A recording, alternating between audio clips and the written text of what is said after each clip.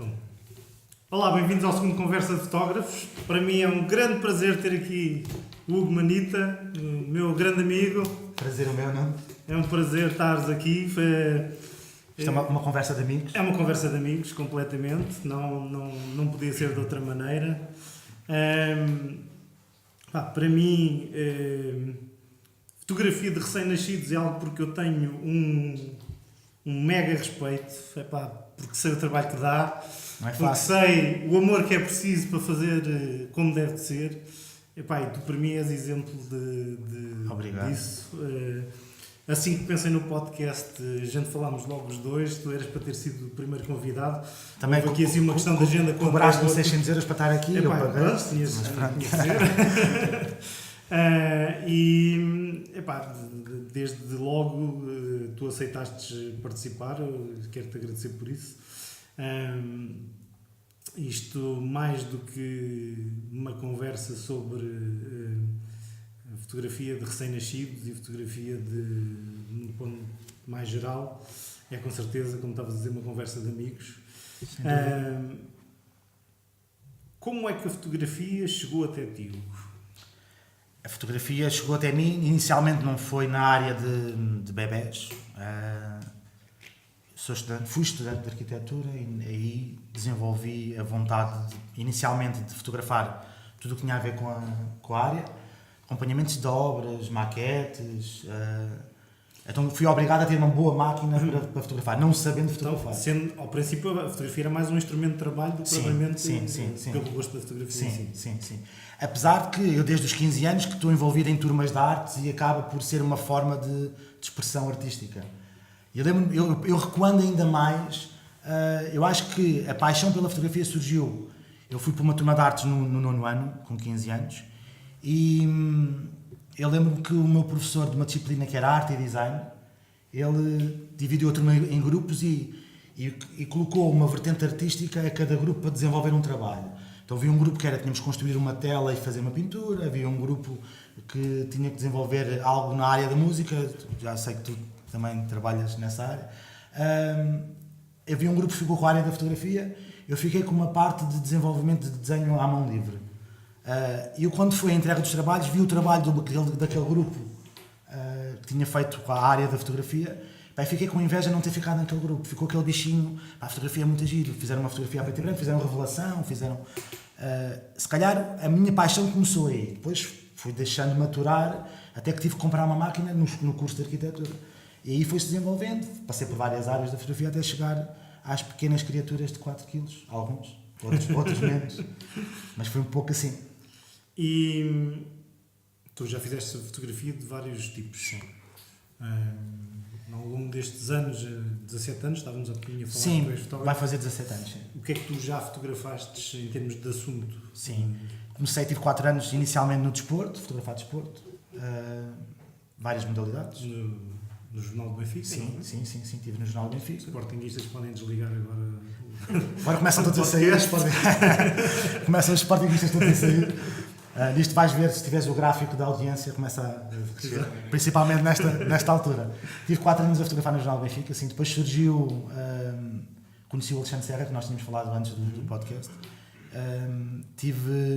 frequentei um workshop com ele e fotografei algumas vezes no estúdio dele, e foram surgindo escolas de moda às quais eu fui fazendo prestação de serviços. Tive algum tempo a fotografar moda, depois surgiram várias áreas, fotografia de automóveis, estive numa revista de automóveis, fotografia de arquitetura, voltei às origens, em revistas de decoração.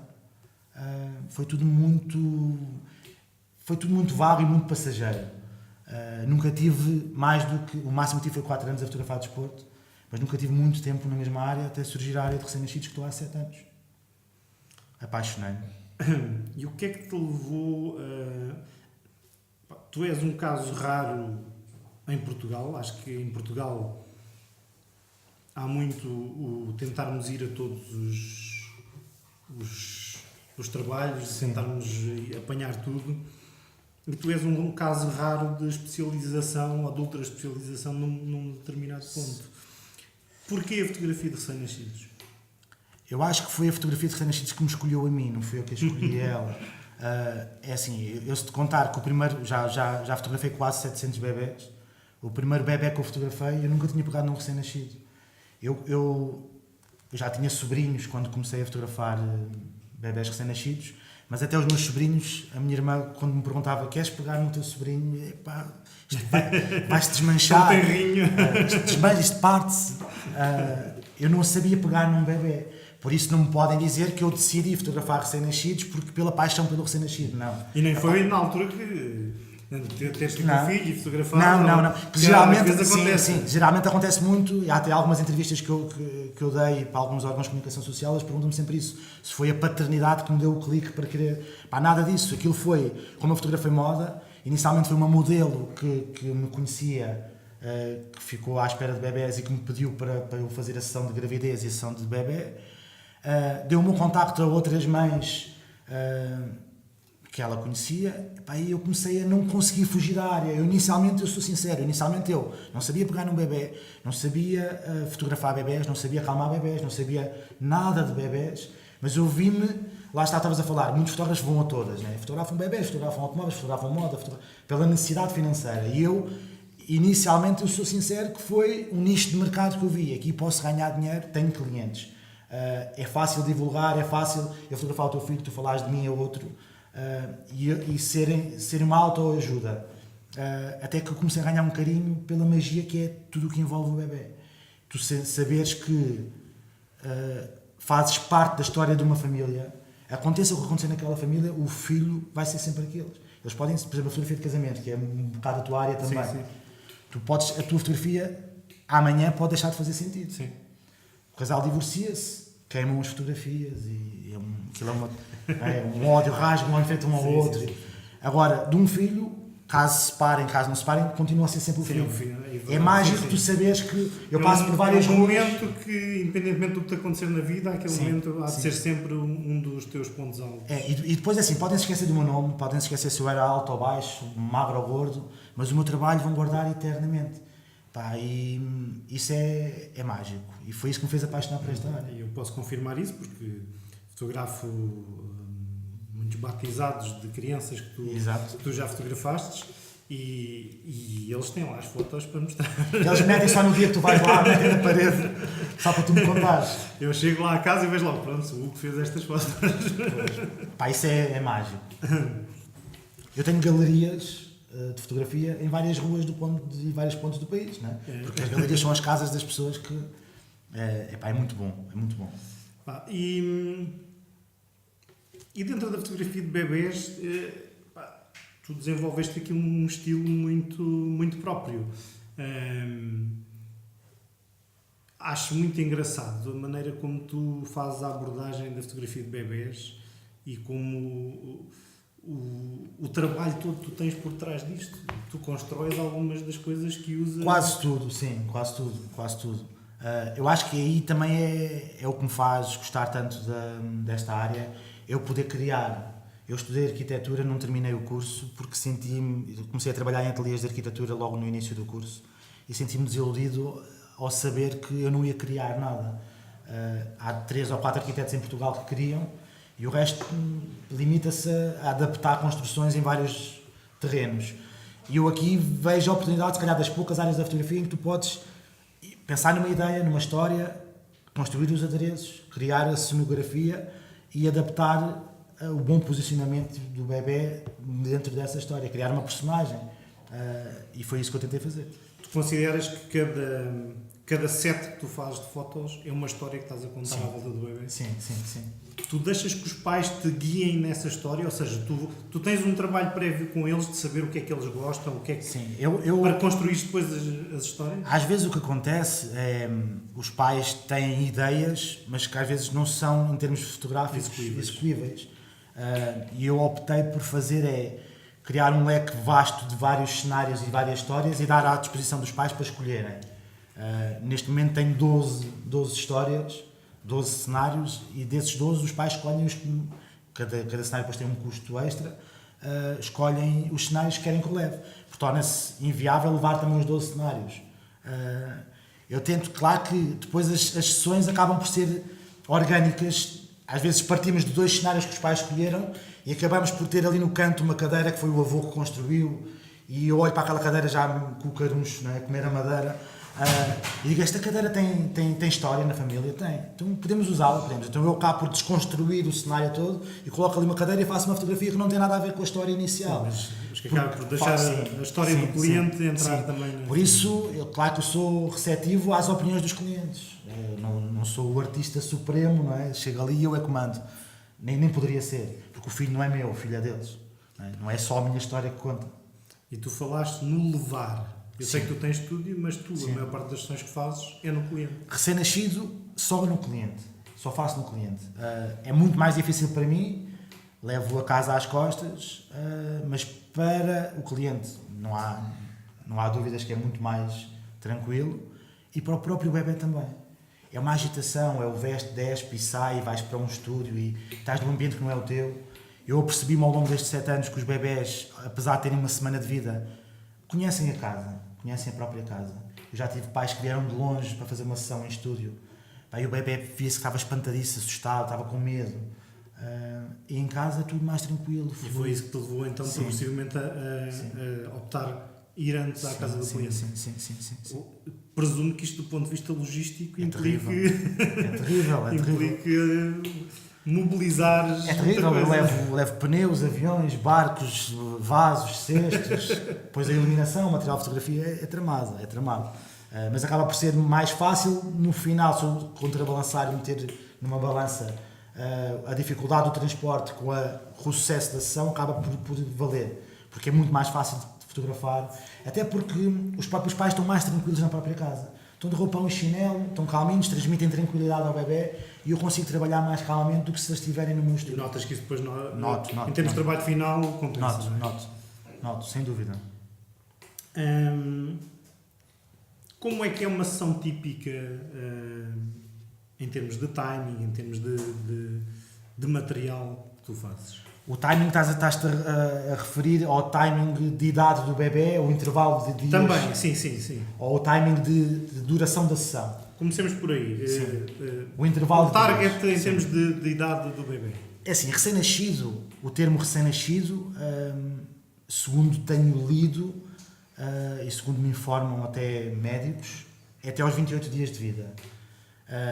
Para fazer este trabalho, eu inicialmente fazia até aos 15 dias de vida, mas apercebi-me que ali a barreira dos 10 dias, às vezes há bebés que já começam a ser difíceis de serem trabalhados, então optei por fazer nos primeiros 10 dias de vida, aconselhando os pais a fazer entre o 5º e o 9º dia. Porque o 5º, não o 4º? Geralmente a subida do leite das mães torna-se mais evidente e mais forte e mais espesso o leite a partir do 5º dia de vida. No início chama-se colostro, ou leite da mamã, que é muita água disso e acaba por não acalmar tanto o bebê, porque o que vai acalmar o bebê é o estômago cheio e os nutrientes do leite. Então opto por não fazer antes do 5º dia, porque é tudo muito prematuro, e fazer entre o 5º e o 9º é o ideal. Ir até ao 10º, 11º, em casos especiais, 12º dia. E será o timing de tempo do bebê. Em relação ao timing de duração da sessão, também penso que é isso que estavas a falar. Sim. Eles é que mandam em mim. Eu não mando neles. O timing, o tempo é dos bebés. Tenho sessões de demorar 2 horas, tenho sessões de demorar 4, 5, 6, 7 horas. Claro que não estou 7 horas a forçar o bebê a fazer fotografias. Estou a deixar fluir o tempo da rotina diária do bebê, mudar a fralda, dar de mamar. Acaba por ser ele que manda em mim.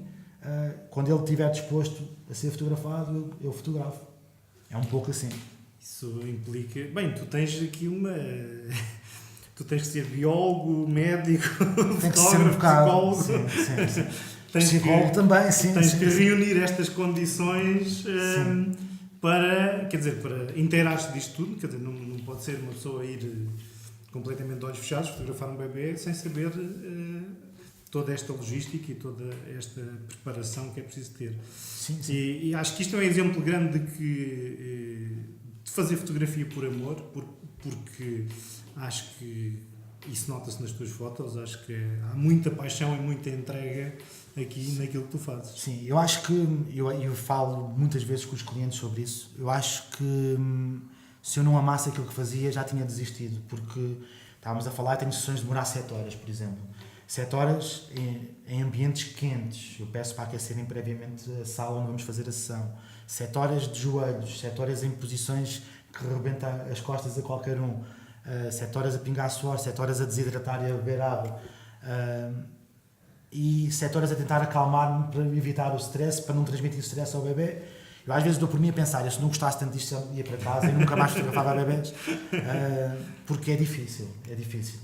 E é uma área que eu vejo e acompanho um vai e vem, um entrar e sair de pessoas no mercado da fotografia de recém-nascidos enorme. Mantêm-se 10, 15 fotógrafos, os outros vê-se que são fotógrafos de recém-nascidos durante um ano e depois deixam de ser porque não aguentam.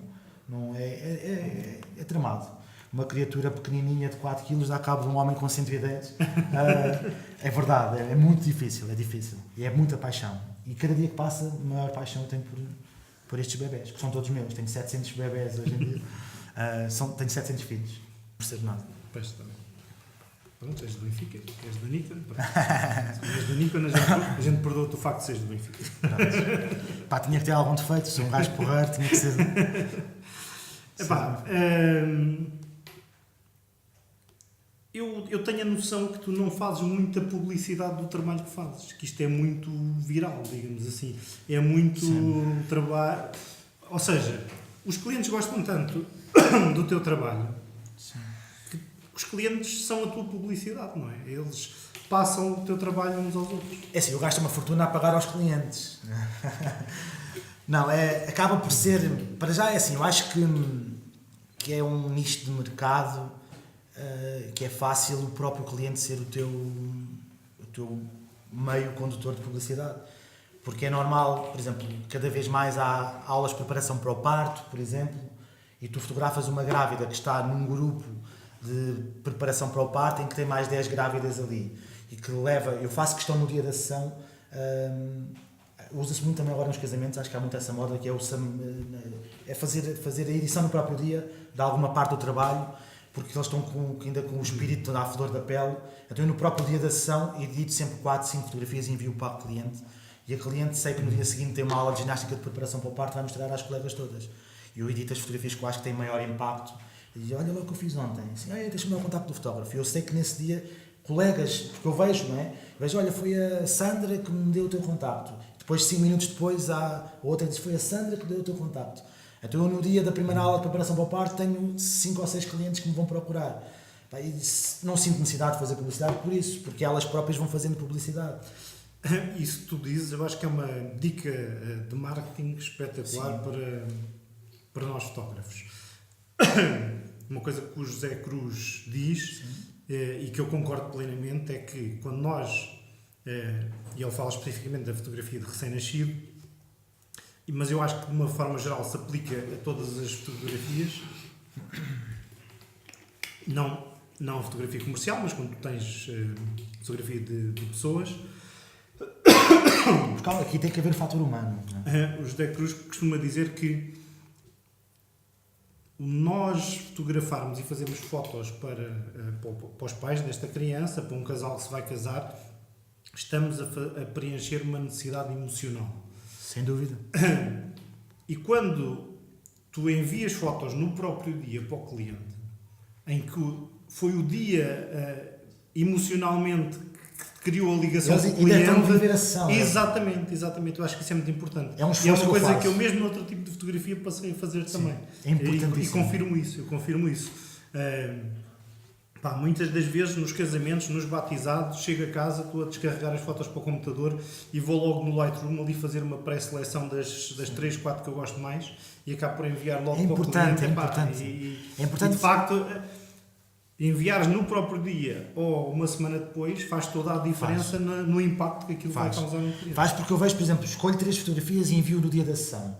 E depois, passado o tempo que eu estipulei para entregar a totalidade do trabalho, eu entrego a totalidade do trabalho e eu não vejo nas redes sociais essa totalidade do trabalho, nem vejo mais fotografias. Eles só publicam as que eu entreguei no dia da sessão. E é essa a minha publicidade. Porque se ficarem gravadas numa pen ou nas paredes do cliente, ninguém vê. Vêem os amigos próximos. Então aquele estímulo que eu lhes dou a quererem mostrar, porque ainda estão a viver o dia da sessão, é importantíssimo nos primeiros dias, sem dúvida, uma dica de marketing muito importante. Eu noto isso, muito isso, sim. Sim. Qual é a quantidade de material que tu andas atrás para uma sessão? É assim, olha, Tens um caminhão de ti. É isso que eu ia dizer. Eu troquei de carro agora recentemente e eu fui a vários stands ver automóveis e eu te explicava sempre qual era a minha profissão e dizia que quero ter um carro que seja para uso doméstico e para uso profissional. Eu disse, mas o que é que você faz? Assim, sou fotógrafo. Então leva uma câmara. Eu assim, não levo uma câmara, eu levo pneus, vasos, aviões, barcos e faz confusão, fazer confusão toda a gente, mas então eu tenho que ter um carro que seja carrinha, uma station, que dê para rebater os bancos e ficar com uma mala enorme. Essa é a prioridade, porque eu levo muita coisa.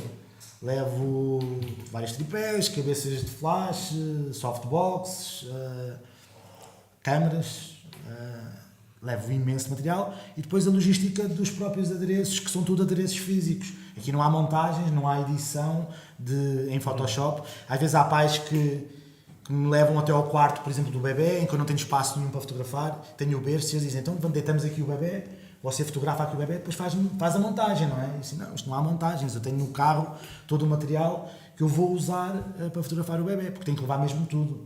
E logisticamente é complicado. É complicado.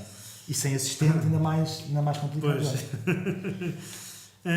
Em termos de iluminação, tu tens algum setup que tu... Sim. Seja um setup que tu usas mais frequentemente? Sim, é assim, eu também não gosto de inventar grandes tipos de setup diferentes de iluminação. Às vezes varia um pouco, faço uns contraluzes ou faço alguma luz de recorte, mas basicamente o que eu uso quase na totalidade são duas cabeças de flash, umas da Quantum, que uma vez acho que te cheguei a mostrar, que tem bateria externa. Tenho duas cabeças de flash e tenho duas softbox quadradas 60 por 60, não pode ser muito grande porque também o espaço vai ser reduzido e também como estou tão próximo do bebê acaba por não ser necessário grande género de iluminação. Basicamente é isso, depois vou variando, às vezes crio uma iluminação só com uma softbox para criar um aspecto mais natural à cena, às vezes faço umas fotografias com luz de recorte, mas basicamente são duas cabeças de flash e duas softbox. E os pais, obviamente, quando te contratam, quando tu falas com eles, é porque eles estão descansados em relação a ti e às tuas capacidades, mas eu presumo que os pais que têm o bebê recém-nascido, sobretudo se for o seu primeiro filho, aquilo é a joia da coroa lá de casa, não é? Sim. Há ali um sentimento de protecionismo grande muito. À volta do bebê, por isso é uma confiança muito grande que eles depositam em ti, passar-te o bebê para as mãos, embora eles estejam ali ao lado, não é?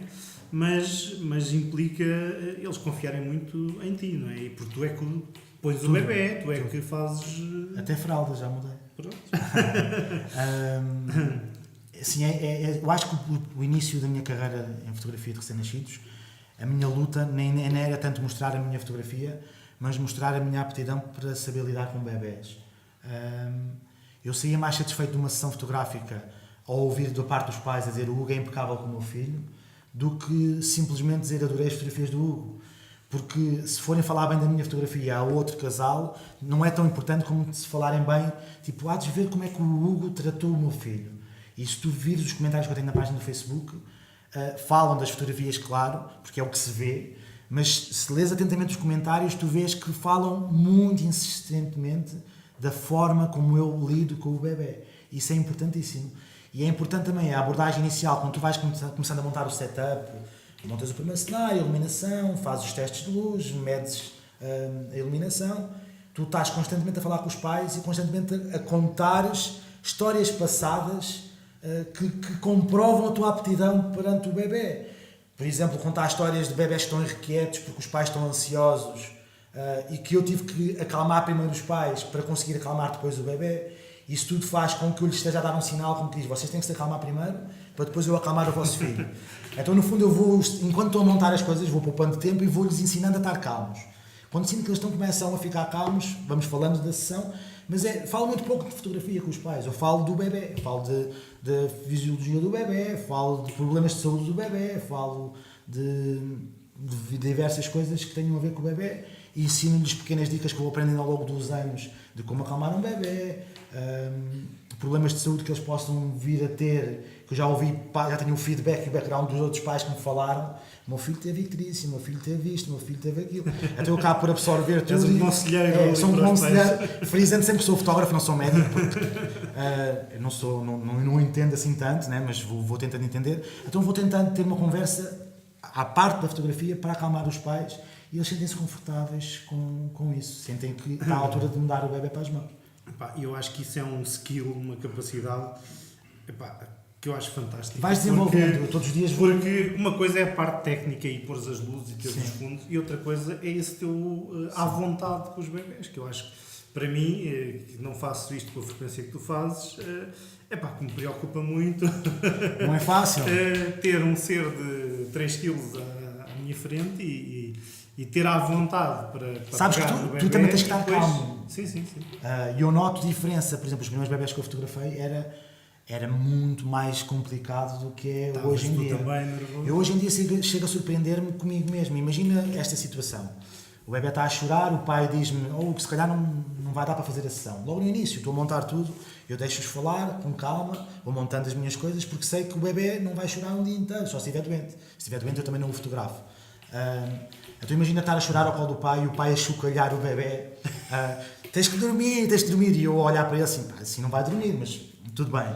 Depois, em desespero, passa para a mãe, adormece tu. A mãe agarra no bebê, tens de dormir. E eu assim, vai ser complicado. Tenho tudo montado, converso com os pais, passado uma meia hora, digo assim, posso tentar acalmar o bebê? Assim, não, pode tentar, mas não vai conseguir. Eu já sei como é que ele é, ele já tem manhas. O bebê com uma semana tem manhas. Já são manhas. Assim, posso tentar? Posso. Faço uma contenção dos membros do bebê, faço alguns truques que fui aprendendo ao longo do tempo e o bebê 5 minutos depois está a dormir e os pais, à primeira dizem, teve sorte. Você teve sorte, você adormeceu o bebê em 5 minutos, teve sorte. Mas depois se o bebê volta a chorar e eu sou acalmo novamente, já penso, se calhar não é sorte. E já tive pais que me perguntaram, posso filmá-lo a adormecer o meu bebê? Para ver depois, quando tiver dúvidas. Então eu estou no telemóvel de vários casais para aprenderem a adormecer o bebê. Acaba por ser um pouco assim. E eu às vezes surpreendo-me, imagina um bebê num desespero a abrir a goela, a chorar incessantemente. Eu agarrar no bebê e o bebê adormecer 5 minutos após eu o pegar. Eu próprio olho para o bebê assim, mas como é que eu fiz isto? Eu próprio não sei aquilo que fiz, mas conscientemente penso, acho que é a minha tranquilidade. Ao fim de quase 700 bebés, é normal que eu saiba, não adormece em 5 minutos, vais adormecer em 10, não adormece em 10. Então isso não gera em mim uma bola de neve de nervosismo que só prejudica o desenrolar da sessão. É um pouco assim. Não, acho que essa tua tranquilidade e esse teu à vontade, claro que faz uma grande diferença depois na maneira que os pais te veem, com a vontade que tu tens e que os deixas também por isso à vontade, porque eles confiam. Olha, eu chego ao cúmulo de pais que me dizem na brincadeira, geralmente as noites são mais complicadas para os bebés. O bebê tem medo do silêncio, é um dos fatores que eu até falo com os pais. Os pais, quando eu entro em casa, eles ligam logo as televisões, desligam tudo e falam andam em pezinhos de lã e falam silenciosamente. Eu assim, não, eu quero barulho. Liguem a televisão, o rádio, o micro-ondas, o aspirador, eu quero barulho. E depois, quando eu sinto que os pais fazem isso, eu digo, à noite, como é que é o bebê? À noite é o terror, aquele chora a noite toda. Eu assim, experimentem colocar um barulho qualquer junto do berço e o bebê vai dormir. E ajuda, se o bebê estiver bem e saudável, acaba por ajudar. E essa à vontade com o bebê e saber ensinar isso aos pais é fundamental para o sucesso da sessão. Tu falaste isso, que os bebés dão-se menos bem com o silêncio. Sim. Tu, quando tens um ambiente muito silencioso, usas alguma coisa nesse sentido? Ruído branco, algum som que tu... Cantas? Não. Choravam todos, era o bebê e os pais. Sim, é o chamado ruído branco, white noise. Hoje em dia há aplicações e tudo com sons. Eu no início usava muito, quando fazia sessões principalmente no inverno, eu levava um secador de cabelo que tinha duas funções. Uma era, quando eu mudava de set e o bebê era posicionado numa manta, para não sentir o choque, o bebê está despido, não é? Aquecias Para não sentir o choque térmico da diferença de temperatura corporal e da manta, eu aquecia com o secador de cabelo e depois acabava por depois meter o secador de cabelo no frio e apontava para outro lado para ir fazendo o barulho, que é um ruído branco. Secadores de cabelo, aspiradores, exaustores da cozinha, todo esse tipo de sons são sons que são ruídos brancos que são úteis para usar na sessão. Eu acabo por dizer isso para que os pais, se estiverem a ouvir também o teu podcast, não façam como eu já soube de casos de pais que deixam 24 horas por dia o som de um ruído branco, que acaba por ser prejudicial ao bebê, porque o bebê tem que ter noção e entender o som que o rodeia, não pode estar a ouvir constantemente um secador de cabelo, fica doido. Então, na sessão é uma ferramenta que eu uso, que é fundamental, um ruído branco, para que ele, por um lado, não se assuste com o som do flash a disparar, com ruídos parasitas e acabe por se acalmar mais facilmente. No meio disto tudo, e sendo as sessões algo tão trabalhoso, isto também te limita muito o número de trabalhos que tu consegues fazer, não é? Sim. Não podes marcar uma sessão para as 9, outra para as 11. Eu nem marco mais do que uma sessão por dia. Até para ti, fisicamente, calculo que seja uma coisa... Fisicamente eu não aguentava. É uma tarefa enorme que eu levo, não dava. E depois também há outra razão, que é, nós não fotografamos só... Eu falo por mim, eu não tenho um editor de imagem, eu trabalho sozinho, então tenho que fazer a edição da fotografia. E a edição de fotografia newborn, pelo menos a meu ver, e no meu caso, é muito meticulosa e muito rigorosa. Eu não gosto de pequenos pormenores que sejam visíveis, então eu chego a demorar meia hora numa fotografia, 40 minutos numa fotografia. Entregando, por exemplo, 35 fotografias, são muitas horas de trabalho, são muitos dias de trabalho. Eu às vezes dou por mim até a ter que reservar uma semana no mês em que eu não faço sessões fotográficas e fico... Só para despachares o trabalho de edição. Fico fechado numa gruta, com um computador a editar a fotografia. Já tentei ter pessoas a trabalhar para mim a fazer o trabalho de edição. Acabo por não ficar satisfeito porque são estilos diferentes. Apesar de eu perder imenso tempo a tentar a treinar a pessoa que vai trabalhar comigo para que o estilo seja igual, não digo que seja melhor ou pior. Há pessoas a fotografar e a editar muito melhor do que eu, mas são diferentes de mim. Então eu não gosto de entregar ao cliente A um tipo de fotografia e ao cliente B outro. Então acabo por fazer eu tudo. Faço o marketing do projeto, faço a fotografia, faço a edição. Então não posso mesmo fotografar mais do que um bebê por dia. Não há hipótese mesmo de fazer mais. Trabalhando por conta própria, às vezes há muitos colegas nossos que caem nessa tentação. Tudo o que vier à rede é peixe. Então fotografo de manhã, à tarde e depois à noite. Depois os clientes pedem as fotografias e tu não as entregas. E aí está o tal marketing que os clientes fazem, que mais outra pedra fundamental é a seriedade e o cumprir dos prazos que tu te comprometes. Se eu digo que são 30 dias, são 30 dias. Se eu digo que são 40 dias, são 40 dias. Se eu fizer 3 sessões por dia, demorava um ano a entregá-las. Não havia hipótese. Sim, é muito importante nós... É que essas pequeninas coisas depois podem matar o teu trabalho, não é? Porque tu podes ser um excelente fotógrafo, ter fotos fantásticas, sim, mas depois, se o cliente anda 6 meses atrás de ti para entregares o trabalho, acabas por deitar por terra a credibilidade que ganhaste. Eu acho que um cliente satisfeito traz-te, se calhar, diretamente outros 3 clientes. Um cliente insatisfeito traz-te 10 não clientes, o que te vai arruinar o trabalho, não é? Então há que ser sério em todos os sentidos. Tens alguma preferência em fotografar meninas ou meninos?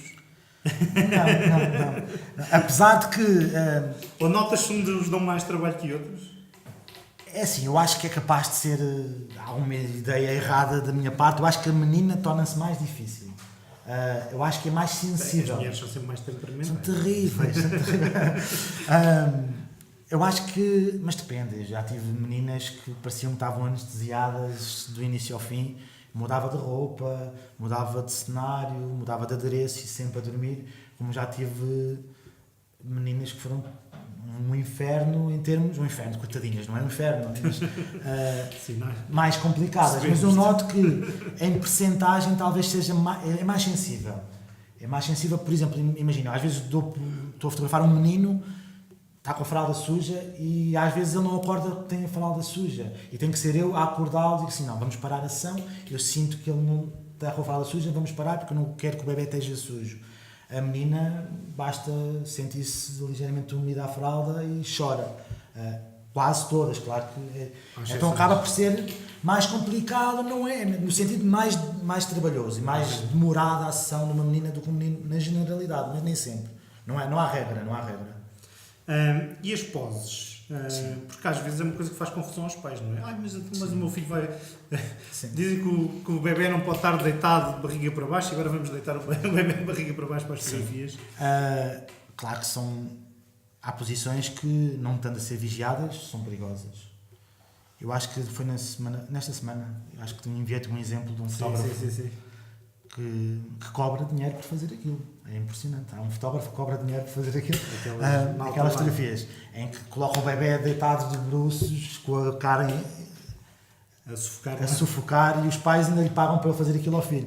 Claro que há regras básicas de segurança, há posições que nós vemos a arte final, a fotografia final, que não são feitas numa só fotografia, que são composições de 2 fotografias, que é importante a segurança em primeiro lugar. E há posições que tu tens um timing de 1 minuto para fazer aquela sessão, porque a circulação do bebê, por exemplo, a circulação sanguínea não é igual à nossa. As extremidades são sempre, tu vês, apalpas as mãos e os pés do bebê estão mais frios. Então, por exemplo, esta fotografia do vaso é uma posição que é muito engraçada, como há também fotografias de cestos assim, mas o bebê não pode estar aqui meia hora. Então é fazer a sessão, fazer a fotografia, posicionar o bebê, não é? Fazer a fotografia e tirar rapidamente o bebê, porque não é benéfico para o bebê. Isso tens que mostrar aos pais que sabes o que estás a fazer, para eles terem confiança em ti, porque acontece várias vezes, principalmente até mais com os avós numa sessão, aquilo vais ouvir o avô falar desde o início ao fim, porque primeiro começa-te a perguntar porque é que o bebê está despido, depois começa-te a perguntar porque é que o bebê está dentro de um vaso, depois começa-te a perguntar porque é que vais fazer várias fotografias, para ele chegava só uma, porque estamos a falar há 40 anos atrás, não se fazia este género de fotografias, era impensável. Então tens que mostrar que sabes o que estás a fazer, não é à toa que colocas o bebê, nem pode ser. E mesmo do ponto de vista de higiene, há alguns cuidados que tu tenhas em relação a ti próprio e à ação? Sim. Eu sou defensor da regra nem 8 nem 80. Sim. Eu vejo, por exemplo, agora eu acompanho muitos fotógrafos no Brasil, acompanho vários fóruns internacionais e vejo que há uma onda agora no Brasil do excesso de cuidado. Os fotógrafos usam batas cirúrgicas, máscaras, luvas. Eu acho que, eu não sou pai ainda, mas se eu tivesse um filho e quisesse fotografar, se vier um fotógrafo com máscaras, luvas... Ficas um bocadinho desconfiado. Eu sei, este bloco operatório, vão matar o meu filho. Eu acho que tens que mostrar que existe higienização dos adereços, das roupas, das mantas que o vais deitar, e da tua própria higienização também é importante. É importante um álcool gel, sempre. Por exemplo, eu estou a fotografar no chão, eu coloco as mãos no chão para me levantar. Às vezes há fotógrafos que higienizam as mãos no início da sessão, mas depois andam a sessão toda com as mãos no chão e voltam a pegar no bebê. Eu faço questão de sempre que toco no chão e vou pegar no bebê, antes higienizo as mãos. Mas acho que é uma regra básica. E passar daí é mostrar que é algo perigoso para o bebê. Se tu mostrares proteção em exagero, estás a mostrar aos pais que se não tiveres aquela proteção toda pode ser prejudicial para o bebê e intranquiliza-os. Eu acho que não deve haver exageros. Sim. Acho que é preciso nós reconhecermos que, de facto, um ser que tem meia dúzia de dias de vida requer alguns cuidados especiais, mas também não é preciso exageros, obviamente. E isso é um problema hoje na pediatria, que é demasiada proteção das crianças em relação aos meios externos. Também leva-os que eles tenham muito mais alergias e muito mais infecções, porque no nosso tempo a gente andava a correr descalço na rua e a jogar à bola e a tirar-nos para o chão e nunca ninguém disse. Eu lembro-me de era miúdo e ia para dentro das capoeiras atrás das galinhas e nunca fez mal. É verdade. Mas de facto acho que não devemos cair Eu acho que nos exageros. Em relação ao bem-estar do bebê, falando por vários tópicos, a temperatura é importante.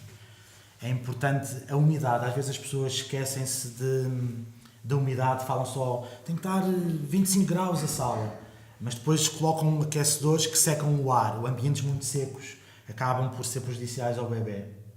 Eu levo, além de um termómetro levo um medidor também de umidade do ar e tento sempre que esteja a rondar os 60% de umidade. Muito úmido também não gosto, pouco úmido também não. Então tento, quando são sessões muito extensas, imagina que escolhem 5 cenários, eu sei que o bebê vai estar a desenvolver e a esforçar-se em demasia durante muito tempo. Então eu inicialmente coloco a temperatura, por exemplo, a 25 graus e depois vou reduzindo até aos 23, nunca abaixo dos 23. Mas não gosto que esteja muito quente porque o bebê começa a ficar, por um lado, desidratado, porque ele não bebe água, os líquidos na amamentação.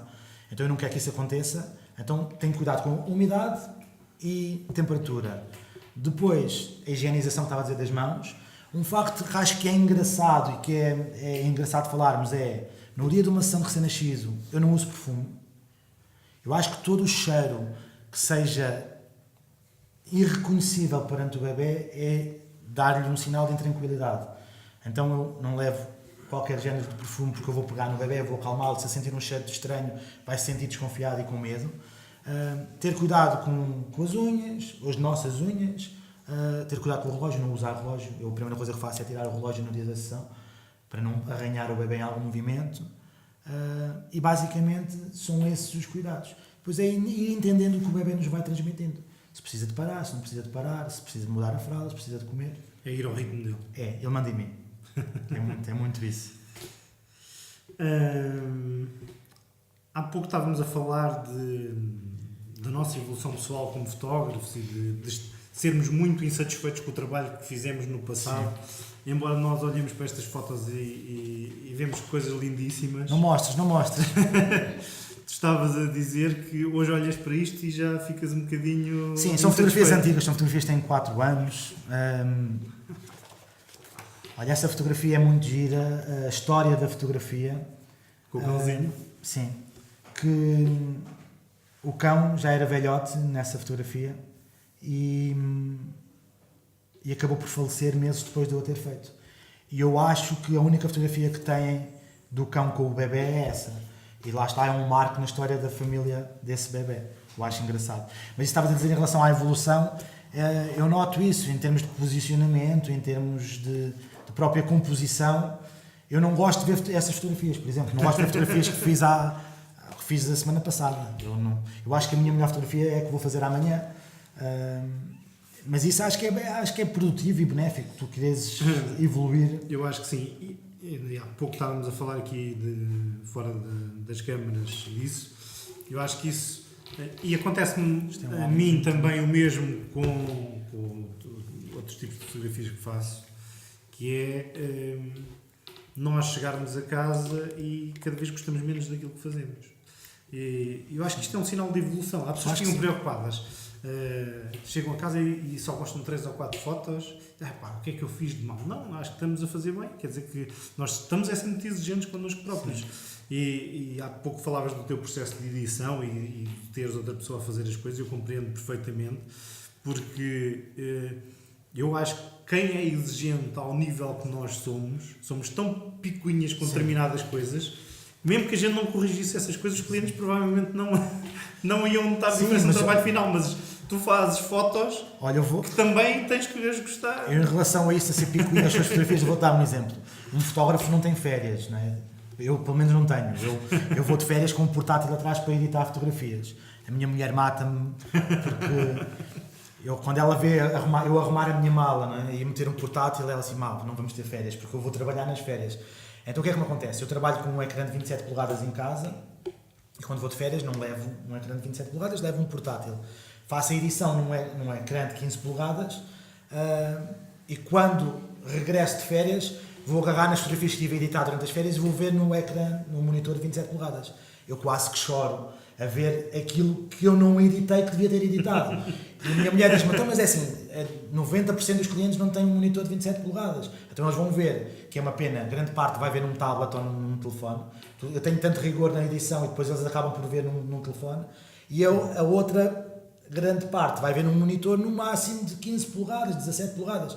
Então eu não tinha que ter esse cuidado a editar num ecrã de 27 polegadas peles que estão soltas ou uma pestana que está dobrada ou alguma coisa que ninguém vai ver. Mas eu costumo dizer, ninguém vai ver, mas eu vejo. Eu quero estar orgulhoso da pena que entreguei ao cliente. Eu não dormia bem se assim não fosse. E é isso que eu tento fazer. também já disse, já fotografei batizados de crianças que tu fotografaste recém-nascidas e eu vejo lá na casa das pessoas, depois, fotos tuas impressas. É uma coisa que tu tentas que os clientes tenham, trabalho teu impresso. Sim, é uma pena que cada vez menos se imprimem fotografias. É mesmo uma pena. Eu acho que a fotografia não é fotografia se não tiver assim. Isto é uma fotografia. Numa pena, é um ficheiro digital, é uma imagem. Eu tento que eles imprimam as fotografias. Eu tento que imprimam em bons laboratórios de fotografia, que não vão a uma impressora de sublimação em que a fotografia sai completamente estourada. Não, é uma pena, lá está a edição tão rigorosa para imprimir num sítio qualquer. E tento que às vezes, tento não ganhar dinheiro na impressão e fazer quase ao preço que o laboratório me faz a mim e eu faço ao cliente para que eles tenham impressões nas paredes. Mas nem sempre é fácil.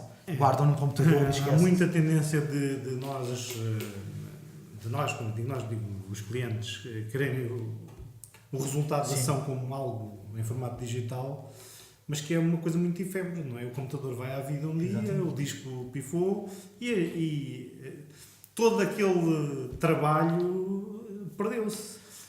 Enquanto se a pessoa tiver uma foto impressa, nem que seja uma na parede, como nós temos de quando éramos bebés, temos fotografias. Sim. Nessa altura a fotografia era isso. Exatamente. E é uma boa política, as pessoas continuem a ver que a fotografia é o fecheiro é um meio de transição entre a máquina e a parede. Exatamente. Não é o trabalho final. Exatamente.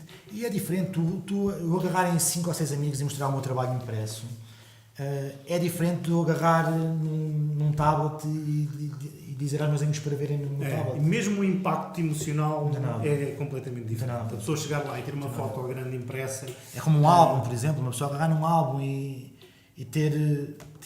mostrar junto a uma lareira acesa no inverno, beber um chá com os amigos a ver um álbum, não tem nada a ver de meter uma pena na televisão e estar...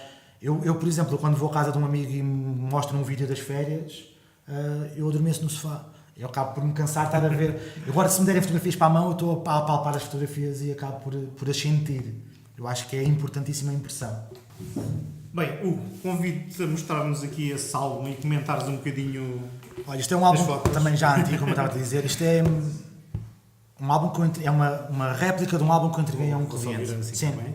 Isto é tudo uma sessão só? É uma sessão só, exatamente. Okay. Exatamente. Isto foi o que eu entreguei a um cliente e que fiz uma réplica para mim. Isto é uma menina que eu fotografei. Aí está, vou-te mostrar mais à frente aquilo que eu estava a falar, que nem sempre desenvolvo só as minhas ideias durante uma sessão. Se eu sentir que há alguma coisa que é engraçado da parte dos pais, eu insiro na sessão fotográfica também. Aqui são coisas que eu levei, o cenário do vaso, o cenário da caminha. Isto é tudo levado por Isto é tudo levado por mim. Isto é uma caminha que eu comprei, esta não a construí eu, e o cenário é tudo adereços físicos, são mesmo bandeirolas, é mesmo um tecido de fundo, é um chão de vinil. Aquilo que eu acho que é interessante referenciar, eu peço neste cenário, por exemplo, ou em qualquer outro, para inserir adereços que tenham a ver com o bebê, que sejam do bebê. Certo. Porque é giro, por exemplo, este peluche é deste bebê, é giro o bebê com 20 anos ter o peluche lá em casa que tem na fotografia. Em termos de proporção e de tamanho, de escala, é engraçado o bebê saber que era pouco maior do que um peluche. É engraçado para ele. Aqui no relógio me coloca a hora em que o bebê nasceu. Também acho engraçado. Bom pormenor. Acho que é giro. Gosto de fazer fotografias também, que os pais pedem-me sempre umas fotografias a preto e branco, algo mais próximo. Isto é uma pose também que não é fácil de executar, o bebê tem que estar calmo e nem todos os bebés gostam, por isso não insisto. Eu peço a todos os fotógrafos que fazem fotografia de bebés, não insistam em posições, em posicionar o bebê quando ele não quer, não vale a pena. Mais importante do que uma boa fotografia é o bem-estar do bebê. Por isso não insistam. Esta é mesmo uma pose, mas a fotografia vista de cima. Tento variar em termos tanto de ângulo de fotografia como de posicionamento do próprio bebê. O pai desta menina, podes virar, é músico. Então aqui colocámos, lá está, um adereço deles, é a guitarra do pai, que eu acho engraçado. No futuro, que é o cenário das vindimas, que aqui também se calhar é engraçado eu contar-te que às vezes perguntam-me de onde é que vem a inspiração para a criação dos cenários. Eu digo que pode surgir inicialmente de uma ideia e eu vou à busca dos adereços para construir essa ideia, como também pode acontecer o contrário, que foi neste caso. Neste caso eu vi esta meia este meio barril, esta meia pipa de vinho. Tu pensaste que aquilo ia dar Numa loja de decoração, disse assim, pá, aqui fica giro um bebê. Então criei, a partir deste adereço, criei os outros. Comprei umas uvas artificiais, comprei uma treliça de madeira e fui construindo à volta desse adereço, que acho que é engraçado falar-se. Aqui uma cestinha de fruta e umas maçãzinhas. E estas maçãs são adereços também? São adereços também, sim. Eu levo tudo, levo as roupas, levo os adereços. Não podes deixar o bebê comer uma maçã no final? Não. Aqui o famoso pintainho, que é engraçado também. Pintainho e um fato de pintainho também. Exatamente, para o bebê. exatamente. É giro. Por exemplo, aqui é aquilo que eu estava-te a falar. Eu, no cenário da caminha, pedi para os pais trazerem um par de sapatinhos do bebê. E o pai disse assim, olha, eu vou buscar a gaveta dos sapatos. E eu, tudo bem, vai buscar uma gaveta pequenina de sapatos. Bem, ele traz uma gaveta do tamanho aqui da tua mesa, estás a ver? Uma gaveta enorme. Então, eles foram vários familiares que lhe deram pares de sapatos de vários números. Se a esta idade tem este par de sapatos, tem que ter um closet. Imagina, mas acho que já devia ter nesta idade. Se fores a ver, por exemplo, há sapatos repetidos com números diferentes. Eu, quando vejo aquela gaveta cheia de sapatos, eu imaginei, eu tenho adereços assim do género mais para o glamour, um chapéu em miniatura, umas joias. Fantástico. Eu acho que tem tudo a ver com aquela menina vaidosa que gosta de ter o tal closet, com as joias, com os adereços e com os sapatos. Então eu fotografei de cima, a bebé está dentro da gaveta. Eu fotografei a bebé dentro da gaveta, coloquei uma mantinha. Eu acho que é muito giro. Eu acho que eu, se fosse um bebé e se me mostrassem esta fotografia daqui a 20 anos, eu fartava-me de rir e põe-o dentro de uma gaveta cheia de sapatos. Eu acho muito giro. E lá está, não fazia sentido se fosse eu levar 100 sapatos, que já me aconteceu pais verem esta fotografia e dizerem assim, pode trazer o cenário dos sapatos. E eu, não, o cenário dos sapatos não é meu, eu tenho de explicar. Acho que não fazia tão sentido como neste caso. Acho que é muito giro. Acho que é mesmo como a história do cliente deu uma foto tão exatamente, é giro. Lá está o que eu estava a dizer, eu não vou só fazer a minha história, mas vou roubar a história do cliente, que acho que é engraçadíssimo. Aqui depois é aquelas fotografias mais simples, que é importante também fugir da fotografia temática e fazer sempre 2 ou 3 fotografias no final da sessão, que seja algo mais simples. Uma coisa que é muito comum na fotografia de recém-nascido é que o bebê esteja a dormir nas fotos.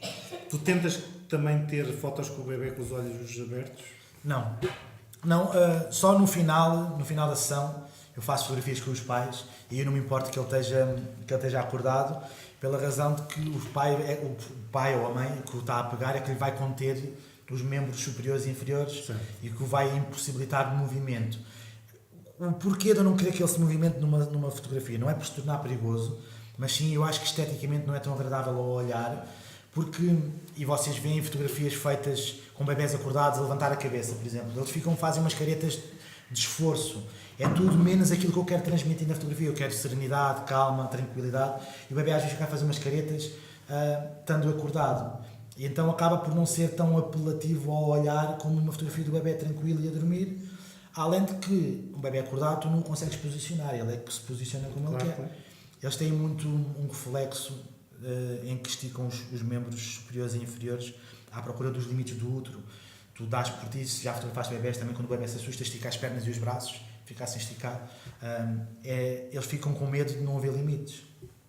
Então, uma das formas que eu também tenho para os acalmar é agarrar-lhe os bracinhos e as perninhas bem juntinho ao corpo dele, para ele não se assustar tanto. Uma sensação de estabilidade. E tu estás a fotografar um bebê que está constantemente a esticar-se e a movimentar-se, não fica uma posição muito, muito bonita e apelativa a quem está a ver. A razão é basicamente essa. Às vezes há pais que me dizem é porque os flashes fazem mal. Faz mal é o flash no telemóvel a fotografar a 10 cm de distância, que eu já vi pais a fazer isso. Dizem, o flash é tão pequenino, não faz mal, então tão junto ao olho do bebê. Agora nós usamos caixas difusoras e eu fotografo na potência máxima só para ser quase... é quase uma ajuda ligeira à iluminação. O flash não está ali a iluminar a 100% a cena. É quase só uma ajuda para recortar algumas sombras. É basicamente o que eu uso. Mas os pais têm sempre essa ideia. Quando eu digo, vamos esperar que ele adormeça. Dizem, pois que faz mal o flash aos olhos. Não faz mal. Inclusive há testes oculares que fazem ainda na maternidade que são mais agressivos ao próprio olhar do bebê do que o flash confortável. Sim, também já me aconteceu numa sessão, alguns pais também dizerem-se para mim, pois é melhor não fazer fotos, porque é para a luz não fazer mal aos olhos. E se tu pesquisares no Google, por exemplo, em relação a testes oculares que fazem nos primeiros dias de vida a um bebê, para ver e para despistar alguns problemas oculares, é muito mais agressivo em termos de iluminação do que um flash de um fotógrafo.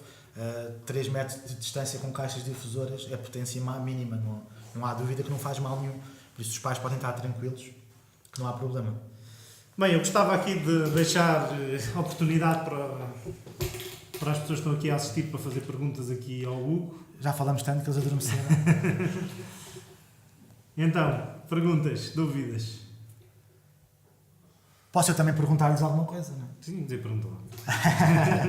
Se fazem fotografia de recém-nascido ou se já fizeram? Se fazem aí? Nós fazemos. Sim. Há cerca de 2 anos. Sim. Vocês são de Correios? Não, nós somos de Amadora.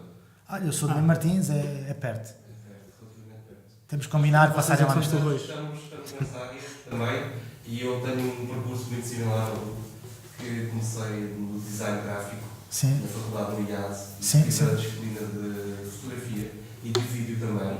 E veio explotar em mim coisas que eu já tinha desde criança, porque o meu pai sempre teve máquinas fotográficas e Sim. sempre teve máquinas de filmar-nos. Nós, enquanto tínhamos um ano e meio, 2 anos, temos toda essa história Exato. connosco, foi uma coisa muito rica que conseguimos trazer para o futuro. E essas coisas estavam todas dentro de mim nessa altura, aos 19, 20 anos, se não estou em erro, no segundo ano da faculdade, quando tivemos as disciplinas de fotografia e de vídeo, introdução e por aí fora. Sim. Toda a componente técnica da fotografia, que na altura até era bastante chato, tínhamos que ir para dentro do laboratório e não gostava muito dessa parte. Pois. Mas agora sentes que se calhar foi uma boa base. Exatamente, mas o resultado depois levou-me a levar daquilo de ser uma seca para ser uma coisa espetacular. Portanto, foi um processo Sim. de renascença dentro de mim e espetacular também. Mas depois abandonei um pouco isso porque estamos a falar dos anos 90, 91, 92, 93, estive na faculdade e as máquinas digitais só aparecem na casa dos anos 2000, 2001. Começam a aparecer ao público em geral. Sim, isso sim, sim. Sons, de 3 megas. 1.3 também. E então foi que eu voltei. Eu tive uma com disquetes. Era um espetáculo. Foi nessa altura mais ou menos que voltei outra vez à fotografia porque era digital e então os meus pais já tinham pago o curso. Sim. Era uma tonelada de dinheiro todas as semanas para 9, 10 trabalhos que tinham sido feitos. Portanto, larguei literalmente a fotografia nesse período de 10 anos, possivelmente. E então, nos anos 2000, eu voltei outra vez à fotografia. E comecei com famílias e depois aparecem os carros. Eu também fotografei automóveis. Fotografia de carros. Carros de luxo, carros desportivos. Basicamente são de 300, 250, 300 mil para cima. O carro mais caro que eu já fotografei foi 2 milhões de euros. Até agora. Vamos ver o que é que vem no futuro. Baratinho. Esse é o meu dia-a-dia. Trabalho numa empresa de detalhe, que é Carlitão. Sim, sim. E continua-se a fotografar o carro desde que entra. O cliente entrega o Sim, carro, sim. até o carro entregue novamente ao cliente, todo o processo do antes e depois. Isso é giro. Todo o processo é fotografado, não só para a proteção da empresa, porque há sempre mentes engenhosas que dizem que o carro não estava assim, e efetivamente não estava. Vocês têm ali a prova, não é? Recebem um carro novo no final. Pois. E todo este processo da fotografia de carros deixava-me a mim completamente isolado até às 2 da manhã, 3 da manhã, Claro. porque é um processo depois de toda a gente sair do espaço, eu fico a fotografar os carros quando estão prontos. E o que acontecia era que chegava a casa e a Fátima estava lá a dormir, não é? Via-me de banheiro ao pequeno almoço para sair e voltava. Eu costumo dizer que às vezes eu encontro a minha mulher lá em casa. Às vezes eu encontro. Tu estás aqui, eu também estou. É complicado. Os projetos os dois juntámos, 10 anos atrás, começaram a fotografar famílias ao fim de semana para estarmos os dois também um pouco mais juntos. Não só de andar a passear, mas também de estarmos a trabalhar os dois em conjunto numa alguma coisa que gostávamos. Ela veio da área de modelo, em que fazia, pronto, porque gostava, e acabámos por juntar as duas. Fizeram bem. Fotografia e modelo, ela vai ajudando umas coisas, eu vou fazendo outras. Claro. E agora estamos a fotografar bebês porque nasceu assim, tipo. Começámos a fotografar grávidas, as grávidas perguntavam se fazíamos a sessão do bebê, e eu disse, vamos experimentar. E tal. Geralmente, a seguir à gravidez, nasce um bebê.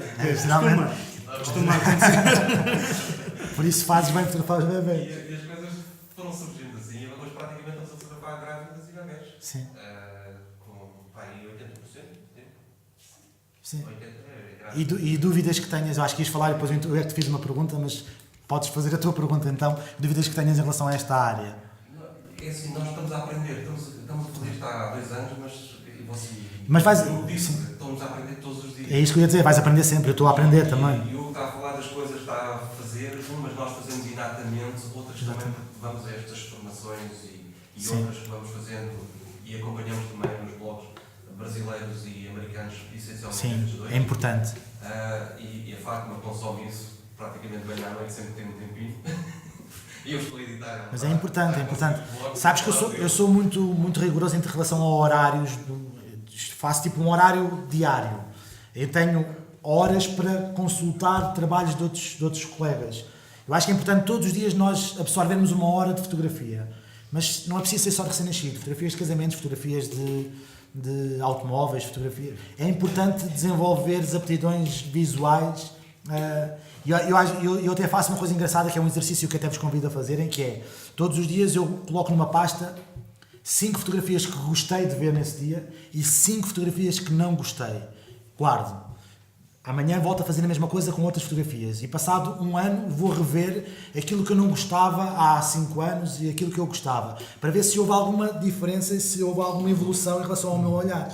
E às vezes surpreende-nos o resultado. Isso é importante nós fazermos. Eu chamo isso cultura visual. É preciso desenvolvermos cultura visual. É importante. E isto passa-se na fotografia, como se passa na arquitetura, como se passa na moda, porque todas estas áreas de grande impacto visual vivem de modas. E aquilo que era verdade na altura dos nossos avós não é verdade na altura dos nossos pais e provavelmente não vai ser verdade na altura dos nossos netos. E desenvolvermos esta cultura visual eu acho que é importante, independentemente da área da fotografia, primeiro para acompanharmos tendências e segundo para desenvolvermos um olhar crítico. Essencialmente isso, porque ao vermos as fotografias o meu patamar é fazer fotografias tão boas ou melhores, não vai ser quase impossível. Não é impossível. Já está um patamar muito bom. Agora, o nosso patamar é sempre aquelas pessoas que nós seguimos no nosso dia-a-dia e nesses blogs, ver esses trabalhos e tentarmos, não vou dizer chegarmos ao patamar deles, mas tentarmos colar o mais perto possível em termos de qualidade daquilo que está lá. Mas sabes, tu vais evoluindo sem reparares que evoluíste, só reparas quando consultares o que eu fiz hoje ao trazer fotografias para o Nuno, fotografias de há 4 anos atrás, assim, que horror, eu não sabia posicionar o bebê está assim, mas que vergonha, e isso é importante. Claro. E então acaba por ser importante isso, é bom nós pensarmos, como tu estás a dizer, que nunca vou chegar àquele patamar, porque isso obriga-nos, no nosso subconsciente nós sabemos, não chegamos lá, mas vou lutar por chegar próximo, e isso é importante. Termos esta inquietude interior de uma pessoa podia olhar e dizer, não, nunca vou chegar lá, vou desistir. Não, tem a inquietude de eu quero olhar aquilo e esse exercício das fotos também é giro, nós olharmos e pensarmos, vou escolher uma foto que eu gostei muito e vou pensar como é que aquela foto foi feita e começarmos a conceptualizar o que é que eu precisava para fazer uma foto igual, e isso faz-nos ir buscar e aprender novos processos de trabalho. É a mesma coisa que na cozinha, tu vais comer a um bom restaurante e é engraçado, eu faço esse exercício, eu gosto de cozinhar e faço esse exercício, soube-me bem este prato, então quais foram os ingredientes, como é que foi o processo de confecção e na fotografia é um pouco assim também, isso é importante, obriga-nos a fazer esse exercício. Havia outro aspecto que falou relativamente à importância do marketing. Sim. Vamos chamar, é uma forma inteligente este marketing que falou agora. Eu intuitivamente, eu uso o meu iPad sempre ligado à máquina e o que eu faço quando vou gostando das fotos que vou ver, um dos trabalhos da Fátima é verificar na hora da sessão fotográfica se há muita luz, se há menos luz. Sim. Porque este conceito nasceu connosco a fotografar famílias no exterior. E muitas vezes basta mudar 1 metro para o lado e já a pessoa está a apanhar um bocado mais de sol ou virou o rosto para a sombra. Ou se estiveres em modo manual, basta vir uma nuvem, já a iluminação é totalmente diferente. Há sempre uma variação assim que nós vamos progredindo. E ela vai-me avisando, Elias, a fotografia não tem sol, tem uma sombra muito forte ou tem muita luz do lado esquerdo e eu vou corrigindo as coisas. E isso faz-nos evoluir muito mais rápido na fotografia. E à medida que nós vamos progredindo na fotografia, vamos mostrando as fotografias também ao cliente. Eu estou aqui a revelar uma coisa que nós temos constatado nos últimos 3-4 anos, que é as pessoas, à medida que vão vendo as suas próprias fotografias, essencialmente os homens, que são menos fotogénicos, eles vão descontraindo, afinal isto até está giro, vão vendo a fotografia no seu todo, não só eles, mas toda a composição Sim. que está à volta deles. E eles vão relaxando. À medida que eles vão relaxando, eles, a família, vão fazendo cada vez fotos melhores. Claro. E acabamos sempre a fazer fotos brutais. E nós, ao vermos essas fotos que eles vão vendo, eu vou vendo sempre uma ou outra que gostei e sei que está quase perfeita, que na edição há muito pouca coisa ali a fazer, tipo contrastes e limpeza de alguma borbulha que a pessoa tenha. E o que eu faço é baixo automaticamente para o iPad. Quando nós estamos a sair do sítio e estamos a falar com a pessoa, nós já sabemos que ela vai ter um jantar com famílias, ou vai estar com a família, vai estar com um jantar com amigos, automaticamente vai para o Facebook. É o que eu faço, 8, 9, 10 fotos. Sim. Que é para eles terem qualquer coisa para mostrar. Sim, é importante, aquela dica que eu dei. E acaba sempre a acontecer aquilo que É, estava a dizer. é. 2, 3, 4 dias depois começamos a Sim, receber imagens sim. de pessoas a perguntar quanto é que custa a sessão porque foram recomendados por um amigo É. XXX. Isso não há dúvida. E funciona. E a prova Sim. disso, Sim, não é dizer a mesma coisa. É verdade, é verdade. Mas funciona, é brutal. É verdade. E depois, Sim, mas não há dúvida, é importantíssimo isso, é um marketing gratuito que nós temos. à medida que a sessão vai passando, até que termina, há um crescendo de emoções dentro das pessoas que vão ser fotografadas e depois de estar a ver resultados, há uma ansiedade brutal para depois verem qual é o resultado. Então, ao entregarmos estas fotos logo ali naquele momento, Sim. essa ansiedade quase que vai para ali baixo porque está com qualquer coisa. E vão dali a correr para pôr no telemóvel, para pôr no Facebook delas e eu sei que estão a levar boas fotos, não estou a pôr numa qualquer. Claro. E essa parte é a mais importante. É, quando tu fotografas pessoas, sobretudo pessoas que não são modelos, que não estão habituadas a ser fotografadas, primeiro, para mim, acho que é um exercício fantástico para nós, enquanto fotógrafos, provarmos que as pessoas estão erradas. Quando a pessoa chega ao pé de mim e diz eu gostava de fazer umas fotos, mas detesto ver-me nas fotos, assim, boa, é isto mesmo que eu gosto, porque eu vou provar que tu vais ficar bem nas fotos. E tu ires volta e meia, seja no iPad melhor, porque tens um ecrã muito maior para a pessoa ver, não é? Quer para uma coisa que em psicologia se chama o reforço positivo, a pessoa está a fazer bem, tu mostras que ela está a fazer bem e a pessoa, ok, então estou no caminho certo, ou então, e isto nota-se muito, pessoas relativamente novas, quando eu estou a falar de pessoas relativamente novas, ali se calhar entre os 18 e os 20 e poucos anos, em que os pais sempre lhes disseram para fazer beicinho, ou para fazer uma determinada carinha, ou para uma determinada pose para a fotografia, que por mais que tu digas para fazer de maneira diferente, a pessoa está sempre a fazer igual. Às vezes não há nada como mostrar que não funciona, de facto aquilo não funciona. E portanto esse feedback visual é muito importante. Aquela foto que está aqui a 60 cm da cara delas e depois a gente vai ver as fotos da pessoa, são todas iguais, a cara sempre a mesma, vai mudando o fundo atrás. Exato. O pouco fundo que se vê é o que vai mudando. E eu estou sempre a mesma cara. E essas são, sim, as mais difíceis. Já tivemos miúdas de 16 anos, 17 anos, 18 anos, porque os pais entram em contato connosco para fazermos fotos a ela que querem oferecer no aniversário e depois dizem, tem muito jeito para a fotografia, para as fotos espetaculares, eu vou fazer a minha investigação primeiro, porque é a menina, tudo igual. Pá. Sim. É assim e assim, tudo igual. Isso é complicado. Depois ela dá a ação fotográfica. Afinal, ela não percebe nada de fotografia, não percebe nada de poses, não percebe absolutamente nada. E depois, as primeiras fotos, eu peço desculpa o termo que eu vou usar, usam uma cara de cavalo. E a gente vai ter que ir desmontando aqui. Tens que ir desconstruir. É para construir um boneco mais interessante e acaba por fazer fotos muito mais espetaculares depois. Mas é exatamente isso. Hugo não tem esse problema, porque os bebés com 10 dias de vida não têm Mas tenho os esses pais, vícios. mas tenho os pais. Às vezes o que me acontece é, por exemplo, um casal, os homens são sempre, como estavas a dizer, muito mais complicados de fotografar, porque eu acho que tudo tem a ver com expressão corporal, o homem é mais retraído. Eu já não saio à noite há bastante tempo, sou fotógrafo, não tenho tempo para sair à noite, fico a editar imagens. Mas eu lembro quando saía, por exemplo, eu próprio eu não dançava, eu tinha vergonha de me expor. Eu agarrava o típico homem com um copo na mão, não é? Encostado à coluna ou ao bar, uma mão no bolso. E tu vês mulheres, o pai era outra mulher a dançarem e os homens todos a ver, não é? E no estúdio eu sinto isso. O homem vai retraído, quem quer fazer a sessão é a mãe do bebê, a mulher, e ele acaba por não querer. E até é difícil ele descontrair. Eu nunca começo a fotografar quando eles chegam ao estúdio. Estamos ali meia hora, 3/4 de hora a falar primeiro. Eu tento entender quem são, de onde vêm, o que fazem, para ter tema de conversa. para conseguir descontrair, mas foco-me sempre mais no pai. Eu quase que deixo a mãe um bocado à parte, porque sei Já que sabes que vai ser o L a fácil. mãe, se quis vir, vai ser mais fácil. Então vou descontrair o pai.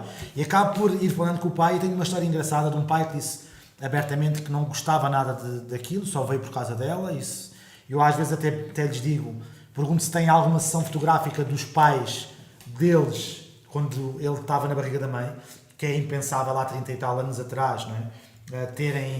Ninguém fazia, escondia-se a gravidez, não é? Parecia que era doença. Uma mulher não ia a um fotógrafo, fazia fotografa na barriga, uma mulher grávida, era impensável.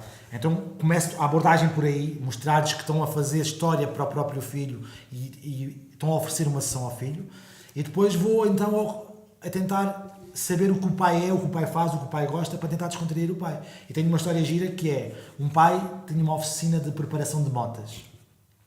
Então comecei, também tive mota quando era mais miúdo, e comecei a falar de motas e a tentar que ele descontraísse. A minha sessão baseou-se na mota, e ele disse-me que fazia preparação de motas para competição. Eu disse, pá, era muito giro, trazias a mota, comecei na brincadeira, traz a mota para o estúdio e fazemos umas fotos com a mota no estúdio. E ele, pá, isto realmente para os meus patrocinadores, fazer uma foto à mota.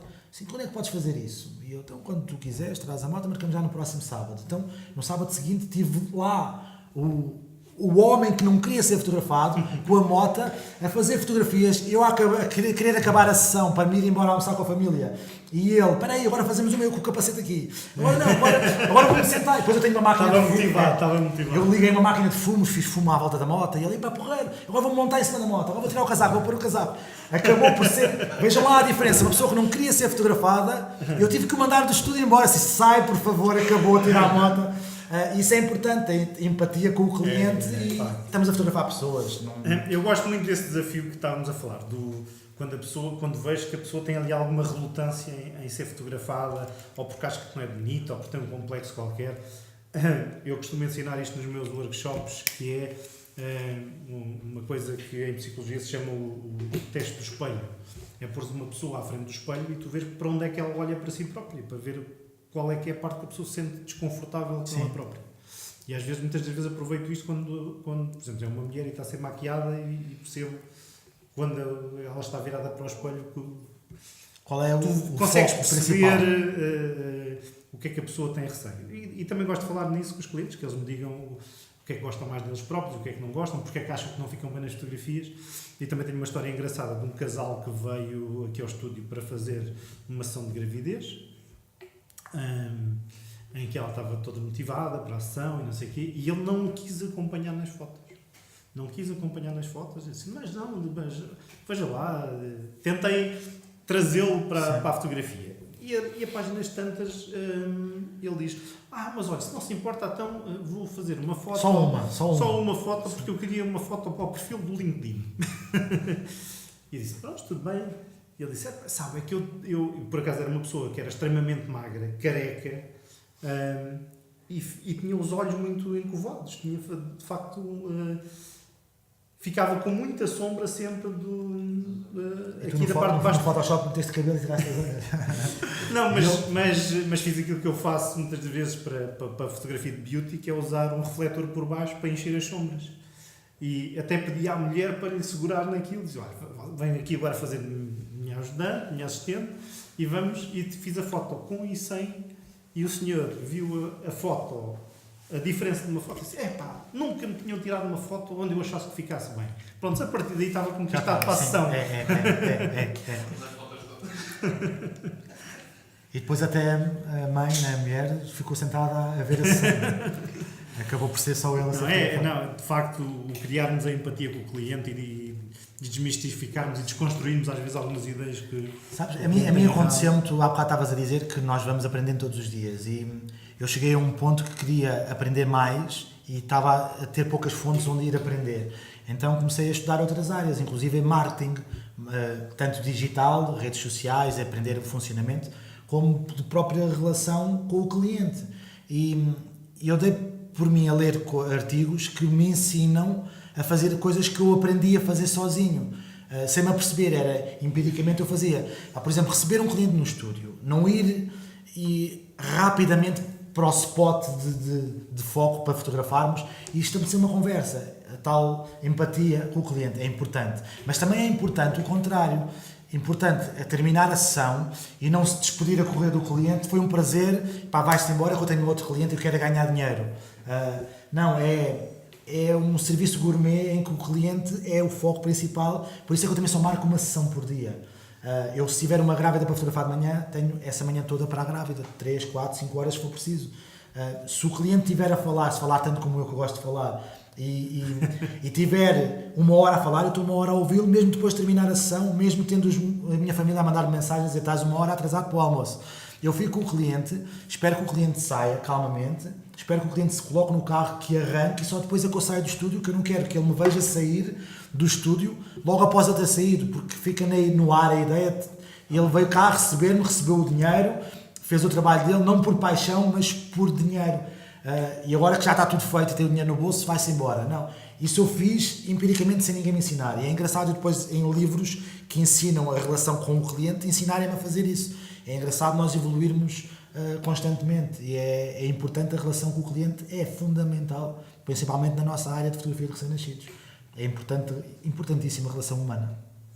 Muito bem. Hugo, foi um prazer ter-te aqui. O prazer foi o meu, uma conversa de amigos. Obrigado por nos trazeres aqui um bocadinho desta tua arte, que é algo que eu valorizo muito, por falares abertamente e descomplicadamente sobre este tema, que eu acho que é algo que muitas das vezes se faz de uma forma um bocadinho leviana e sem ter os conhecimentos e quer do ponto de vista da fotografia, quer do ponto de vista de cuidados com o bebê, que é algo que até me preocupa um bocadinho mais do que a parte da técnica fotográfica. Mas é importante as duas coisas. Sim. Quem quiser saber do teu trabalho, como é que pode chegar até ti? É nas redes sociais mais badaladas, né? Que é o normal, o Facebook é Umbilical Photo no Facebook, o Instagram também Umbilical Photo. Comecei agora há pouco tempo a colocar fotos no Instagram para tentar dinamizar um bocado essa rede social. O site é umbilical.pt e encontrarem, fazer no tio Google uma pesquisa, acabam por me encontrar.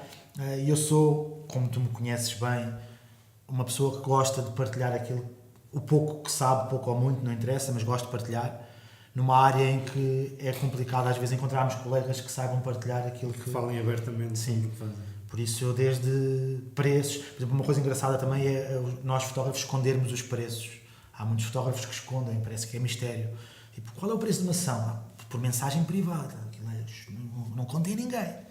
Eu cobro 240 euros por uma ação, mas não contes a ninguém. Parece que é um segredo. Eu não tenho segredos, desde preços, a adereços, a iluminação, a funcionamento, tudo o que queiram saber é só mandar uma mensagem, estou disponível. Nuno, muito obrigado, foi um prazer ter-te cá. Obrigado, Nuno. Obrigado por teres vindo. Uma boa conversa. Agora és tu a ir ao meu estúdio. Está bem, como prazer. Vamos combinar isso. Estamos combinados. Muito obrigado por terem assistido a mais este vídeo de Conversa de Fotógrafos, este segundo podcast com o Hugo Manita. Vão, por favor, às redes sociais à procura do trabalho do Hugo, não se vão arrepender. Se gostam deste conteúdo, partilhem com os vossos amigos, partilhem nas redes sociais e ponderem apoiar aqui o Conversa de Fotógrafos na nossa página do Patreon. Um abraço, até à próxima. Um abraço.